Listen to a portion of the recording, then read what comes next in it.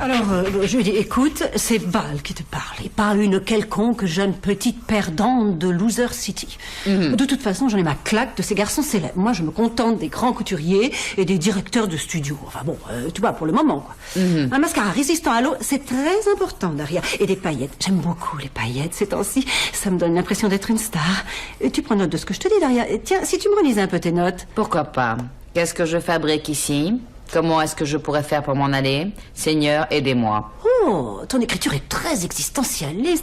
Mais tu n'as rien écrit de ce que je t'ai dit? Ah, une seconde. Oui, c'est Val, j'écoute. C'est normal que j'utilise leur profil démographique. Ils sont tellement nuls. Je suis leur profil démographique. Si j'étais pas là, ils ne sauraient même pas ce que veut dire pointu. Ah oui, confirme-moi mon rendez-vous pour une coloration demain. Tu veux bien? Et prépare-moi un programme pour la visite de mon amie Daria. Merci, tu me sauves la vie, ma vieille. Oh, je suis épuisée. La collaboration, c'est dur, hein? Tu trouves pas?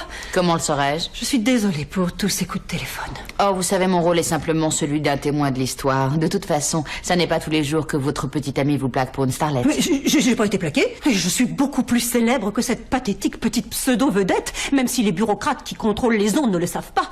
Parfois, j'ai l'impression que le monde des adultes est complètement contre la culture des jeunes. Excepté les adultes qui gagnent grassement leur vie avec cette culture. Qu'est-ce que tu veux dire? Qu'est-ce que vous voulez dire? Pourquoi persistez-vous à vous présenter comme une sorte de modèle quand vous ne vous intéressez qu'à votre look et aux vedettes que vous connaissez? Les adolescentes sont déjà assez paumées comme ça sans que vous ayez besoin de leur imposer vos fausses valeurs et une image d'elles-mêmes encore plus négative. Dis donc, ma petite, c'est pas vrai ça. Pour qui tu te prends? Pour un professeur?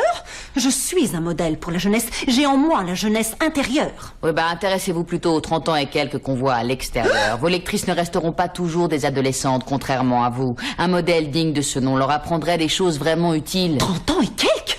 Je suis venue ici pour écrire un article sur une fille futée qui est aussi cool. Parce qu'être futée, c'est être cool. Mais être cool, c'est aussi être cool. Et être futée sans savoir être cool, c'est pas très futé, je trouve. Tu peux oublier New York, Daria. Tu sais, au fond, tu n'es rien d'autre qu'une... Un cerveau. Encore un peu, c'était moi qui le disais. Alors, tu ne vas pas écrire un article pour Val?